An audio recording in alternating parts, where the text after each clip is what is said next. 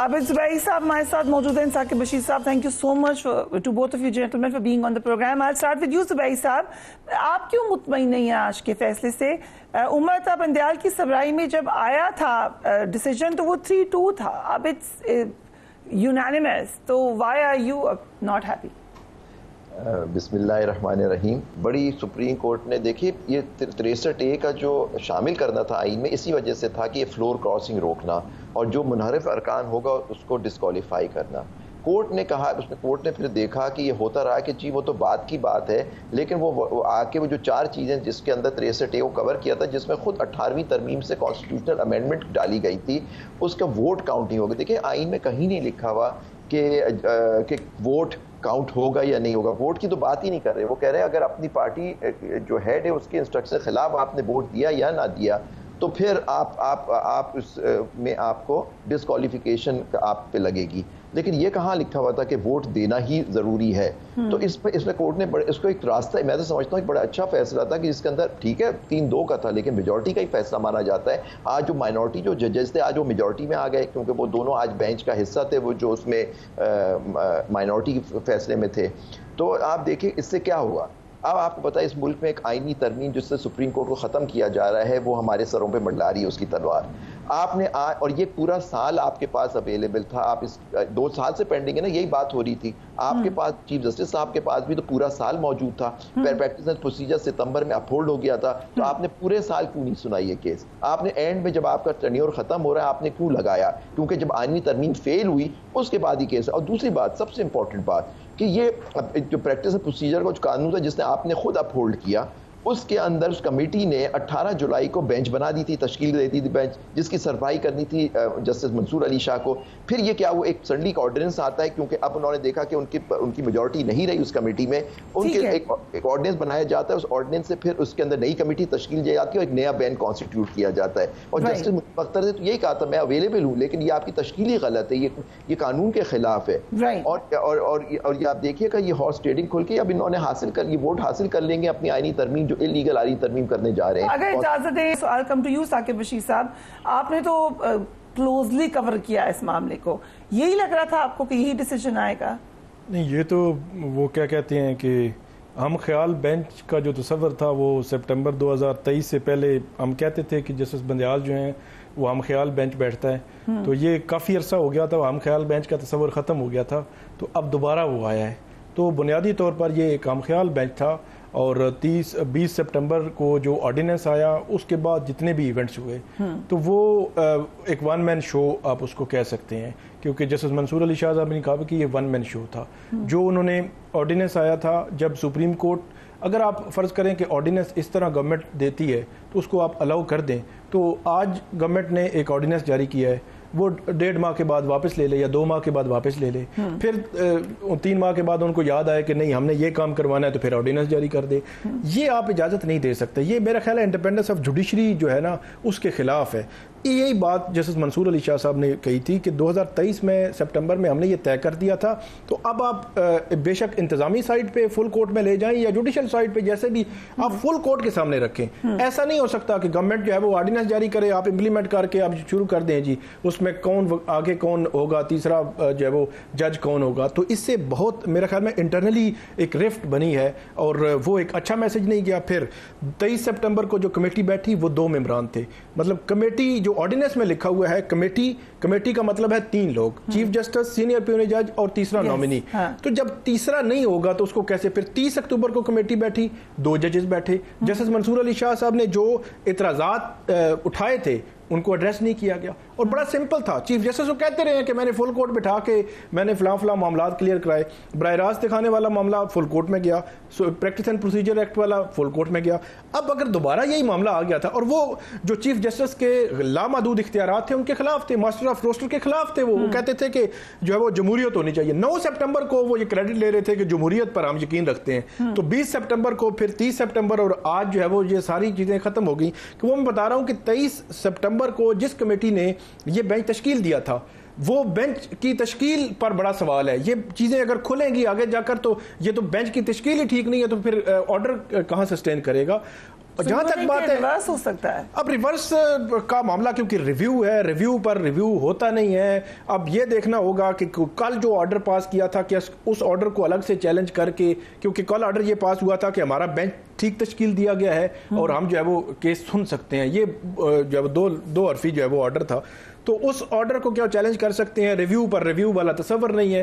تو اب یہ دیکھنا ہے کہ اس کو کیسے فیٹ ہوگا. لیکن سپریم کورٹ پر ایک بات آئے گی.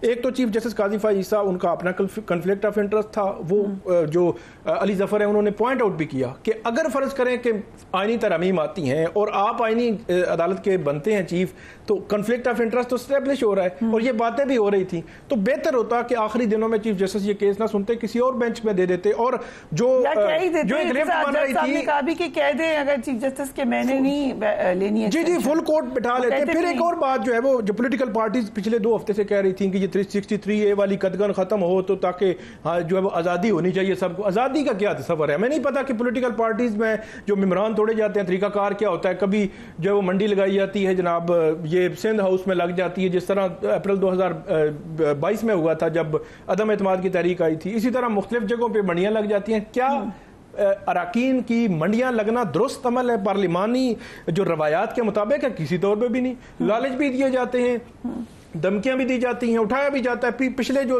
جب سیٹرڈے سنڈے کو یہ سارا ایونٹ چل رہا تھا کہ وہ آئینی ترمیم کرنی ہے, تو 3-4 تو یہ M N As P T I والے جو ہے وہ کلیم کر رہے تھے کہ ہمارے لاپتہ ہیں. تو کیا کہیں دنیا میں یہ ہوتا ہے کہ مطلب آج مثالیں دی جا رہی تھیں کہ فلور کراسنگ کی برطانیہ, آسٹریلیا, کینیڈا میں اجازت ہے, کیا وہاں پہ مطلب ایسا پارلیمانی سسٹم ہے کہ لوگوں کو لاپتہ کر لیا جائے یا اس طرح کی سچویشن بن جائے؟ تو آج کا جو فیصلہ ہے, اس فیصلے کے مطابق جب فلور کراسنگ ہوگی آئینی ترامیم میں, تو پھر سپریم کورٹ کو اچھے میرے خیال الفاظ سے یاد نہیں کیا جائے گا. رائٹ. سو عابد زبیری صاحب, یہ بات بھی کہی گئی کہ جو کانفلکٹ آف انٹرسٹ ہے چیف جسٹس کا, وہ کلیئر ہو سکتا تھا. ایک جیسے ثاقب بشیر صاحب کہہ رہے ہیں کہ وہ نہ سنتے اس کیس کو, یا وہ کلیئرلی کہہ دیتے کہ آئی ایم ریٹائرنگ آن 25 اکتوبر. یہ دونوں باتیں ہی نہیں ہوئی. نہیں دیکھیں, چیف جسٹس صاحب کے تو اتنے کیسوں میں کانفلکٹ آف انٹرسٹ رہا اور ہم ان سے سنتے رہے آئین و قانون کی پاسداری, اور میں نے حلف لیا ہے اور پریکٹس اینڈ پروسیجر میں اپنی پاورز دے رہا ہوں. آپ نے دیکھا اس کی ساری وہ تقاریر کا کیا اختتام ہوا. 23 ستمبر کو یا 20 ستمبر کو ایک آرڈیننس آ گیا, اور پھر آپ دیکھیے آپ نے بلے کا کیس کا فیصلہ دیا. ان کو آپ کو اچھے الفاظ میں یاد نہیں رکھا جائے گا.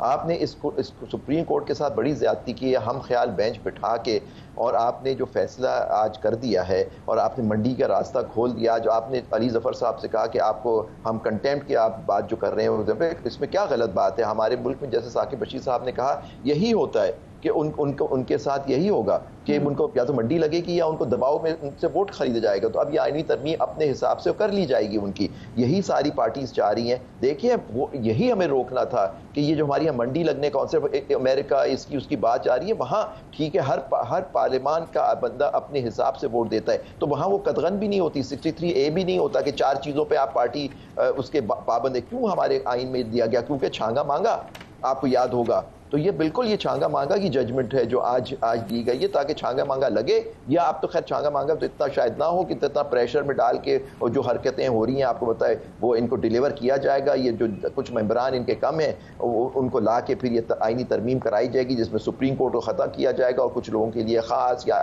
آئینی عدالت بن جائے گی جس کا کام ہوگا کہ وہ حکومت کے حق میں فیصلے دے. ساری کانسٹیٹیوشنل پٹیشن ساری ختم ہو جائیں گی, سپریم کورٹ ایک سول کورٹ بن جائے گا.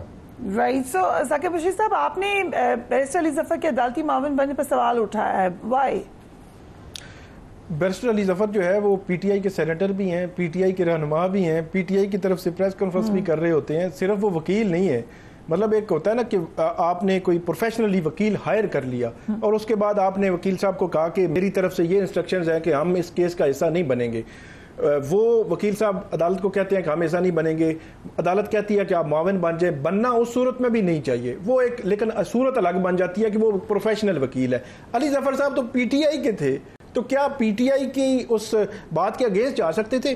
عدالتی معاون ہمیشہ سے ایک انڈیپینڈنٹ مطلب غیر جانبدار بندہ بنتا ہے. مطلب 2 فریق ہیں تو ایک غیر جانبدار کو عدالتی معاون بنایا جاتا ہے کہ آپ کورٹ کو اسسٹ کریں کسی لیگل معاملے پہ, تو وہ اسسٹ کرتا ہے. تو علی ظفر صاحب کو میرا یہ خیال ہے کہ جب انہوں نے کہا تھا تو تو انہوں نے کہا, ان کو بڑا کلیئر کہنا تھا کہ میں آفیسر آف دا کورٹ بھی ہوں, وکیل بھی ہوں, اور دوسری جانب جو ہے وہ میں پی ٹی آئی کا سینیٹر بھی ہوں, میں صرف وکیل نہیں ہوں. تو اس لیے جو ہے وہ میں ابھی جو وہ کہہ رہا ہوں کہ پارٹی کی جانب سے ہم نے اس کا حصہ نہیں بننا, تو اب مجھے جو ہے وہ کیسے میں اس پہ نہیں واک آؤٹ نہیں, مناسب انداز میں سمپل انداز میں کہہ دیتے تو میرے خیال میں ان کو سمجھ آ جاتی. ایک اور بات آج جو بینچ کی جانب سے کی گئی, اور علی ظفر نے ویسے بعد میں یہ کہا کہ آپ فل کورٹ کی طرف جائیں, بار بار وہ کہتے رہے فل کورٹ کی طرف جائیں.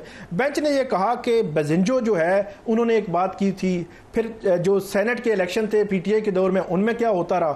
اب ان کا جو مقصد تھا کہنے کا وہ یہ تھا کہ جب فلور کراسنگ کی یہ ایک ڈسکشن شروع ہوئی کہ فلور کراسنگ کا خطرہ ہے اگر سپریم کورٹ یہ کرتی ہے, تو انہوں نے کہا کہ ان باتوں کو چھوڑ دیں, ہم اگر ماضی میں گئے تو ماضی میں یہ ہوتا رہا کہ بیزنجو نے یہ کہہ دیا کہ فلاں کے لوگ آئے تھے اور سینٹ الیکشن میں یہ ہوا تھا. تو سوال میرے اندر یہ سوال آتا ہے کہ وہ بینچ میں بیٹھے ججز کیا یہ کہہ رہے ہیں کہ تب یہ ہوتا تھا تو اب ہو جائے تو کوئی مسئلہ نہیں. مسئلہ یہ ہے کہ تب بھی غلط تھا اور اب اگر ہو تب بھی غلط ہو.